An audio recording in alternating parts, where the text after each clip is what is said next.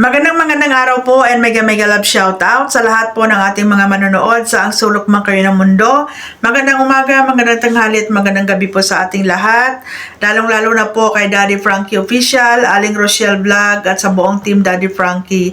Ito na naman si Kapitana ni Heights ang magbibigay po ng reaction, opinion at point of view dito po sa mga umiinit din na mga issue about dito sa mga nangyayari sa beneficiary ni Daddy Frankie, no? So, kahapon sa vlog ni Daddy Frankie is nakita natin doon yung groundbreaking or yung pagli-layout ng pabahay ni Kuya Oliver.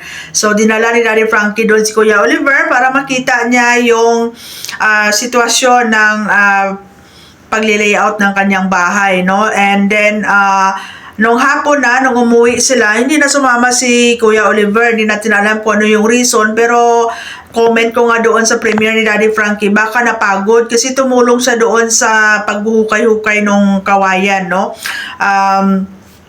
So, naiwan doon si Kuya Oliver.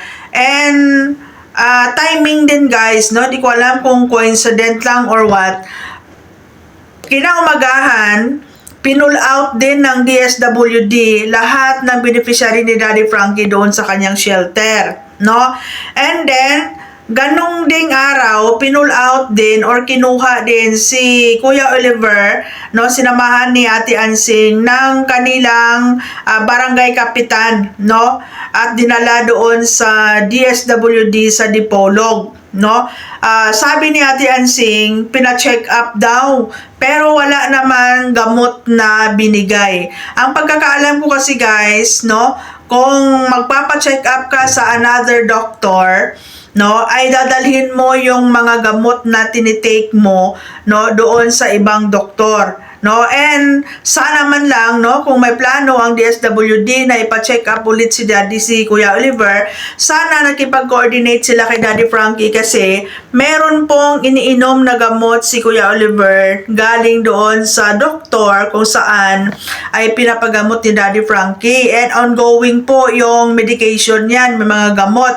So di sana, no, at saka bakit nila ipapa-check up doon sa doktor na alam naman nila na may ongoing medication si Kuya Oliver, no? So, hindi sila nakipag-coordinate kay Daddy Frankie. Pero feeling ko, hindi talaga nila intention na ipatingin si Kuya Oliver. Yun pala, sabi ni Nanay Ansing, merong binigay na 10,000 na financial assistance ang Region 1 DSWD Region 1 para kay Kuya Oliver. So sa tingin ko, hindi siguro talaga ang pagpapa-check up kay Kuya Oliver ang intention nila nung araw na yun, kundi dinala doon si Kuya Oliver kasi meron siyang kukunin na financial assistance, which is si Kuya Oliver talaga ang kailangan na tumanggap. Kaya ang nangyari, sabi ni Nanay Ansing, ay pina-top mark doon si Kuya Oliver. Kasi ganyan kasi guys, usually ang mangyayari kung ang isang tao ay hindi siya, kumbaga wala siyang kakayahan na pumerma, no? So top mark po ang ginagamit. So ngayon, sabi ni Nanay Ansing, pina-top mark si Kuya Oliver, hinahawakan yung sobre na may laman na 10,000 at pinicturan. So, meaning to say, yun yung proof na natanggap na ni Kuya Oliver yung financial assistance at siya talaga yung nag-claim. At yung picture at yung top mark na yan, yun yung ipapadala nila doon sa head office nila para magpapatunay na na-claim na yung financial assistance. So, nagtataka ako na kung gusto na lang talaga nilang ipadoktor si Kuya Oliver, bakit wala man lang gamot na nireseta, no? At saka dapat bago nila yan ipadoktor, dadalhin nila yung mga gamot. Di ba? Usually ganyan po talaga yung nangyayari. Pag nag-change doctor ka, no, dadalhin mo yung mga gamot, lalo na may iniinom na gamot si Kuya Oliver. So titignan niya ng bagong doktor kung yung bang mga gamot ay pwede pa or palitan or dagdagan ang mga dosage, ganun, no? So doon, sabi ni Ate Ansing, wala pong binigay na gamot. So feeling ko, yung financial assistance po talaga ang sadya nila. Kaya nila dinala doon si Kuya Oliver para maklaim ni Kuya Oliver yung 10,000. Ngayon, ang malungkot na nangyari, at napaiyak si Ate Ansing kasi feeling niya na insulto siya. Kasi pagdating doon sa Paniki Municipal Social Welfare Office, kinuha ng Municipal Social Welfare Development Officer yung 10,000. Siya daw ang magtatago at kung kailangan lang daw ni Nanay Ansing ng pera, saka siya kukuha doon. Ang malaking tanong dyan, bakit ang MSWDO ang hahawak? Si Kuya Oliver na ang claimant doon sa regional office. Si Kuya Oliver na po ang nakalagay doon na tumanggap ng pera. So, meaning to say, yung pera na yon dapat si Kuya Oliver na ang hahawak. So, ngayon, naandyan naman yung mga kapatid, mas may karapatan ang kapatid na humawak. Maubos man nila gastos yung pera na yan. Importante, meron katunayan doon sa regional office na natanggap na ni Kuya Oliver at siya yung kumuha ng pera. Ngayon, kinuha ng Municipal Social Welfare Development Officer ang 10,000. Siya yung maghahawak.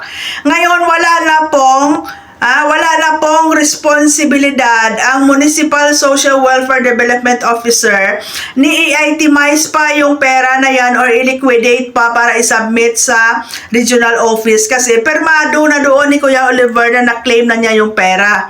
No? Kahit pa ibigay ng MSWDO yan ng tawag dito, nang hindi buo. No, like for example, sabi niya kukuha si Nanay Ansing doon ako magkano. O ngayong araw, 500. Sunod na araw, 500. O, next week, 300. So, kahit hindi na niya i-liquidate, kahit pa sabihin niya na naubos na yung pera, wala na pong habol ang pamilya ni Kuya Oliver kasi permado na yan doon sa regional office na na-claim na niya yung pera. So, illegal po yan. Wala pong karapatan na humawak ang Municipal Social Welfare Development Officer doon sa pera ni Kuya Oliver kasi napirmahan na po niya yan. Dapat sa pamilya mapunta. So lumalabas dito na may personal interest itong Municipal Social Welfare Development Officer dyan sa Paniki sa pera ni Kuya Oliver. At dito ko rin masasabi na nung time na sabi nila na kinuha nila si Kuya Oliver para ipa-check up, baka alibay lang yon. Ang intention talaga nila is dinala doon si Kuya Oliver dahil sa 10,000 na makiklaim na financial assistance ni Kuya Oliver. So, masakit, no? Sa part ni Nanay Ansing, natural lang yun na masaktan siya kasi siya yung pamilya eh. Sila yung may karapatan doon sa pera na yon. Sila yung nag-aalaga. Buti sana kung andoon sa shelter ng DSWD si Kuya Oliver, pero hindi doon si Kuya Oliver sa pamilya nakatira. Sila yung nag-aalaga. Tapos ang pera doon sa Municipal Social Welfare Development Officer, siya yung hahawak na hindi naman siya pamilya. Ang sabi ni Daddy Frankie, sabi ni Nanay Ansing, baka daw may instruction ang regional office na ang MSWDO ang hahawak ng pera. It's a big no. Bakit? Kasi kung gusto ng regional office na i-forward ang pera dito sa DSWD Paniki at sila ang magbibigay kay Kuya Oliver, dapat doon sa Municipal Social Welfare Office, doon sana si Kuya Oliver nagpirma, no? Tapos, ang MSWDO ng Paniki ang magbibigay kay Kuya Oliver ng pera doon sa pipirma. Pero, doon po dinala si Kuya Oliver sa Region 1. Doon siya pumirma. So, meaning to say, hindi po binigyan ng jurisdiction ang DSWD Paniki na sila po ang magbigay kay Kuya Oliver ng pera. No? So, malaking question mark po yan kung bakit doon nirelease sa Region 1 si Kuya Oliver ang tumanggap. Nag-top mark si Kuya Oliver. Nakalagay doon sa papeles nila na na-claim na. Tapos pagdating sa paniki ay kinuha ng MSWDO, no? So malaking ano po yan, guys, no? Para mapapaisip ka na ang ang nangyayari ngayon sa Pilipinas, grabe na talaga kalantad ang korupsyon, no? Kahit sa pinakababa na level ng mga government officials natin ngayon, no? May korupsyon na nangyayari. Mantakin mo yan, isang PWD, no? Ang tinutulungan, pero yun pa yung parang pinagkikitaan, no? At saka alam nyo, guys, na mapapatanong ka dito bakit yung mga beneficiary ni Daddy Frankie ang pinagkakainteresan nila na kung talagang may programa sila dyan sa DSWD, no, at may mga funding sila dyan, marami tayong mga kababayan na pakalat-kalat dyan sa kalsada, sa kung saan lugar, marami tayong mga kababayan na nagkakaroon ng mga mental problem na pwede nilang tulungan. Bakit yung mga beneficiary ni Daddy Frankie kung saan naalagaan na ni Daddy Frankie, napapagamot na niya, no, at talagang masasabi nating nasa magandang kalagayan sila, no? Pero ito pa yung pinagkakainteresan nila, no? Samantalang nung time na kailangan sila, nasaan sila, no? So nakakaano, guys, no? Tawag dito, no? Parang nakakainis na nakakagalit na may mga ganyang nangyayari, guys, no? So, i-analyze nyo, guys, no? I-analyze ninyo. Dalhin sa doktor, ipapatingin na alam naman nila, kasi nakikita naman nila sa vlog ni Daddy Frankie na under medication na si Kuya Oliver, nagtitake na siya ng mga gamot niya and medyo okay na siya, no? Tapos dalhin nila doon sa ibang doktor na hindi man lang dinala yung mga lumang gamot ni Kuya Oliver. So, nakakalungkot lang isipin, guys, na yung pera na para doon sa mga tinutulungan ay pinagkakainteresan pa, no? Na supposed to be sila pa yung tutulong. Alam mo yung nakakalungkot pa na nung umuwi si Daddy Frankie, nag-iwan siya ng 5,000 doon kay Ansing para yun yung maging allowance ni Kuya Oliver. Ang sabi ni Ansing, siya pa yung gumastos doon sa pagkain at sa panggasolina ng mga kumuha sa kanila doon at dinala doon sa Nagupan. Imagine that, no? Ang pagkakaalam ko ay may budget po dyan sila na nakatuon po dyan sa mga programa na yan, no?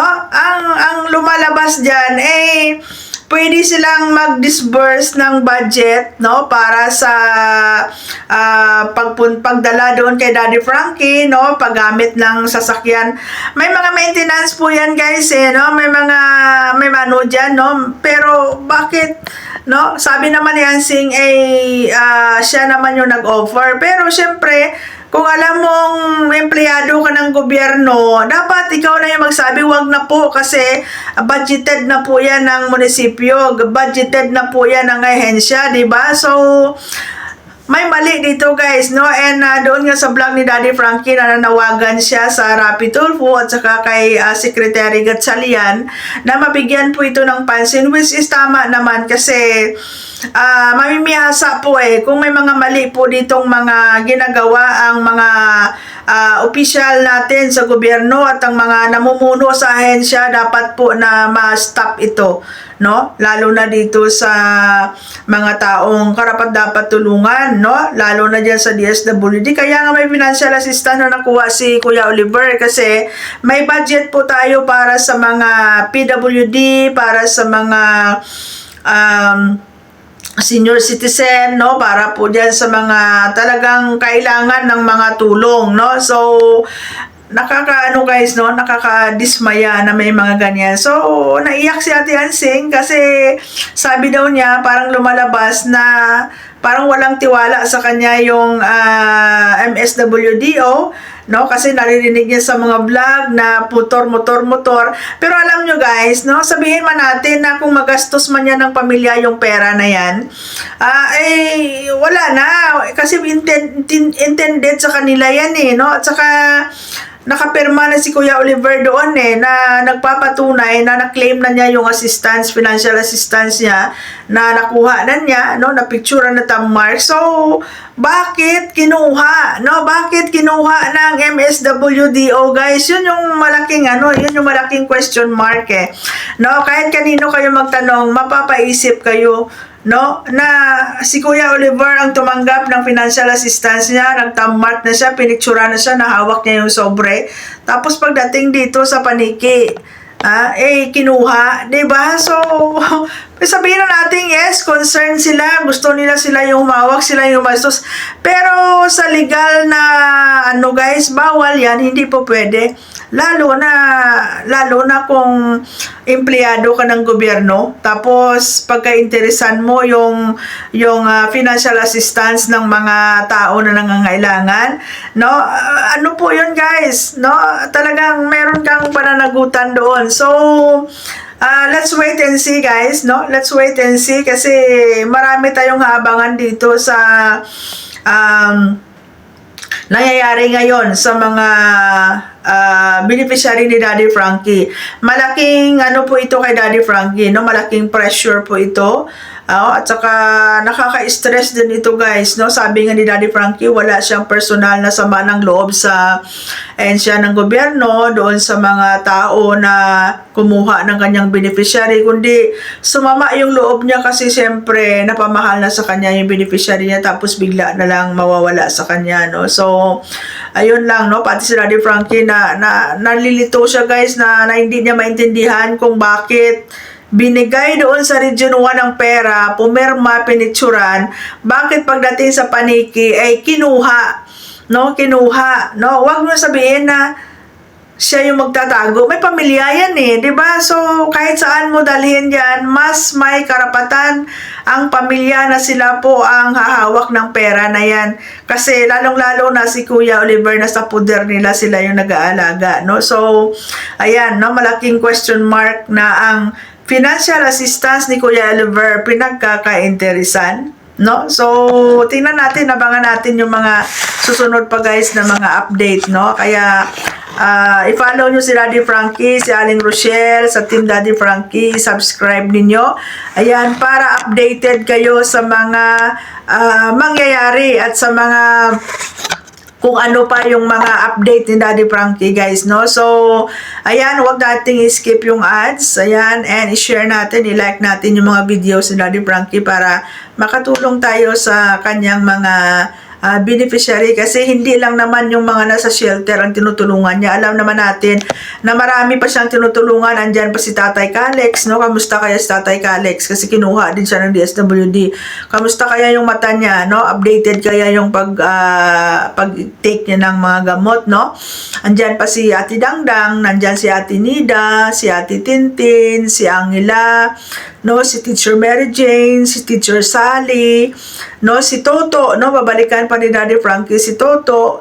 Ayan, si Kuya Oliver. So, marami pa siyang beneficiary na natutulungan, guys. At marami pa ang mga hihingi pa ng tulong kay Daddy Frankie, no? Ano kaya kung, no? Yung gamot ni Kuya Oliver ay ipaako na lang ni Daddy Frankie doon sa DSWD, no? Pati yung mga follow-up check-up niya. Pero ang maganda lang, sabi ni Daddy Frankie, kahit ano man ang mangyari, ipapatapos niya yung bahay ni Kuya Oliver, no? And then, yun lang, no? Nakakagigil, guys.